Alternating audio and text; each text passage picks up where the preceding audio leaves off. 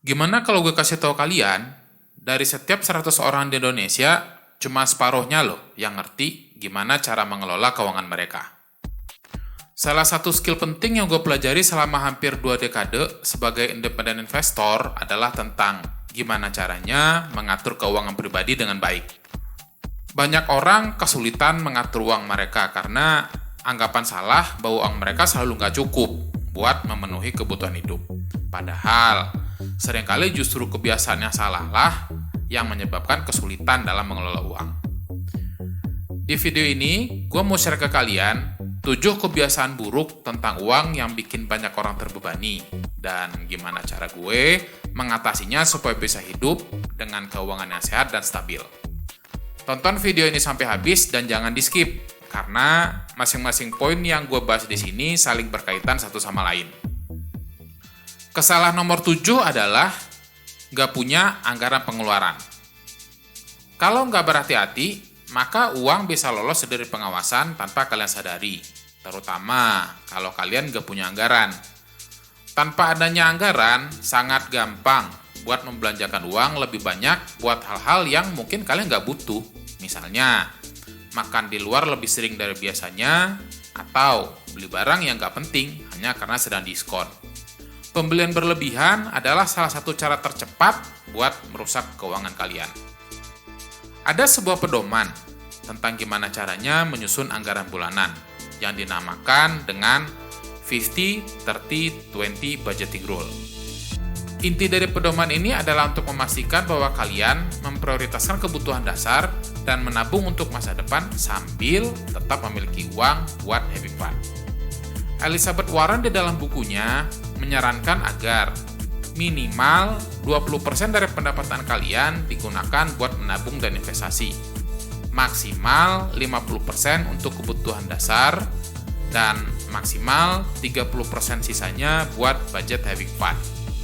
Siapin 3 rekening bank yang berbeda buat masing-masing pos tersebut dan setting auto debit tiap bulan begitu terima gaji.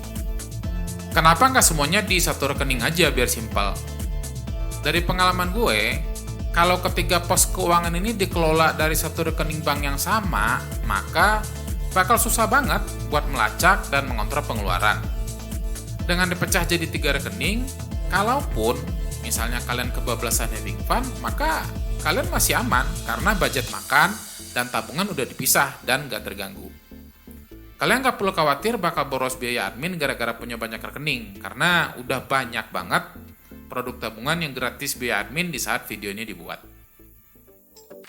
Kesalahan yang keenam, menjadikan menabung sebagai prioritas terakhir. Robert Kiyosaki, pengarang buku Rich Dad Poor Dad, menjelaskan bahwa ada 2 jenis kebiasaan orang dalam membayar tagihan. Pertama, kebiasaan orang miskin, yaitu menempatkan menabung sebagai hal terakhir setelah membayar sewa, tagihan telepon, kartu kredit, dan lain-lain. Yang kedua, kebiasaan orang kaya, yaitu membayar diri mereka terlebih dahulu melalui menabung, dan inilah yang harus kalian lakukan. Kalau dihubungkan dengan poin nomor 7 tentang budgetin pengeluaran, perlakukanlah menabung layaknya kalian membayar tagihan. Dengan begitu, kalian menjamin kalau uang bakal tersimpan dan gak tergerus oleh pengeluaran. Yang mengejutkan adalah, di saat kalian menabung 20% terlebih dahulu, pikiran kalian bakal berusaha mencari cara buat mengontrol pengeluaran, supaya bisa bertahan sampai bulan berikutnya, dan bahkan kalian gak akan sadar kalau kalian udah menabung. Kesalahan keuangan kelima adalah ketergantungan dengan kartu kredit.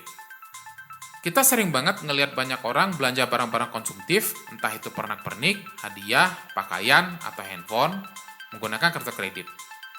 Walaupun menawarkan berbagai keuntungan, penggunaan kartu kredit itu sebenarnya mengajarkan kebiasaan belanja impulsif, memberikan mentaliti bahwa kalian bisa membeli apa aja dengan mudah hanya dengan sekali gesek. Bahkan sebuah studi dari MIT di tahun 2001 menemukan bahwa pembeli akan membelanjakan uang 2 kali lipat lebih banyak saat menggunakan kartu kredit dibandingkan saat menggunakan uang tunai. Prinsip sederhana yang gue pegang selama ini adalah, kalau barang itu nggak menghasilkan income, maka gue nggak bakal beli pakai utang.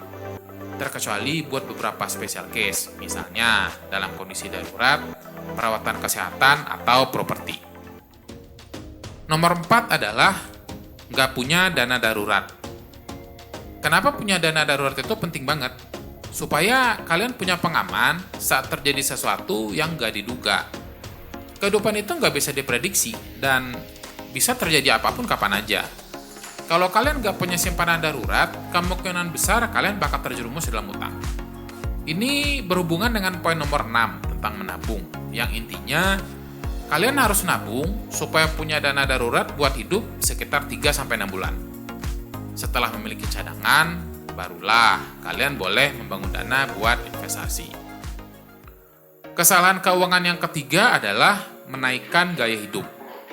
Ada fenomena yang dikenal dengan inflasi gaya hidup, di mana pengeluaran semakin bertambah seiring dengan naiknya pendapatan. Semakin banyak uang yang didapat, semakin banyak pula yang dibelanjakan, dan ini berlangsung terus-menerus. Dapat duit lebih banyak, beli rumah yang lebih besar, beli mobil mewah, belanjakan lebih banyak lagi, dan begitu terus. Dan yang gilanya, mayoritas orang beranggapan kalau hal tersebut adalah sesuatu yang normal. Tapi kalau kalian disiplin menjalankan budgeting rule di poin nomor 7, maka kalian akan tetap bisa mengendalikan pengeluaran ketika pendapatan meningkat. Nah, kesalahan nomor 2 adalah menunda berinvestasi. Warren Buffett, salah satu investor saham sukses dan orang terkaya nomor 5 di dunia, pernah berkata, kalau kalian nggak bisa menemukan cara buat menghasilkan uang sambil tidur, maka kalian bakal bekerja terus sampai mati. Jadi, kalau kalian udah punya tabungan, maka saatnya untuk memikirkan investasi, supaya uang bekerja buat kalian. Jangan biarkan uang lebih dari yang kalian butuhkan berbunga mati di rekening bank, karena inflasi akan membuat uang kalian seolah-olah kehilangan nilainya setiap tahun. Dan penting buat mendiversifikasi investasi kalian, karena itu adalah kunci untuk menekan risiko dan memastikan portofolio kalian bisa bertahan di saat situasi ekonomi dan kondisi keuangan berubah. Dengan menyebar investasi kalian ke berbagai aset dan industri, kalian bisa menutupi kerugian di salah satu investasi dengan keuntungan dari investasi lain. Gue udah pernah bikin satu video tentang gimana cara investasi buat pemula, kalau kalian pengen tahu lebih dalam. Linknya ada gue masukin di deskripsi di bawah.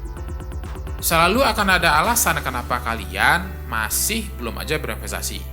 Entah karena nggak ada waktu, nggak cukup uang, atau karena nggak tahu gimana cara memulainya. Namun, semakin lama kalian menunda berinvestasi, maka akan semakin sulit bagi kalian buat mencapai kebebasan finansial seperti orang-orang yang udah start berinvestasi lebih awal. Kesalahan yang pertama dan paling utama adalah hanya terfokus pada berhemat. Supaya keuangan kalian bisa jadi lebih baik, basically ada 2 hal penting yang bisa kalian lakukan. Pertama, menabung lebih banyak dengan cara menekan pengeluaran. Atau kedua, menambah pendapatan dengan cara menciptakan sumber income baru. Tapi, kalau kalian bicara tentang membangun kekayaan, maka butuh kombinasi dari kedua hal tersebut. Fokus ke berhemat doang nggak akan cukup, karena jumlah uang yang bisa kalian hemat dari pengeluaran itu ada batasnya. Tapi menambah income tanpa memikirkan penghematan juga nggak akan membantu buat membangun kekayaan.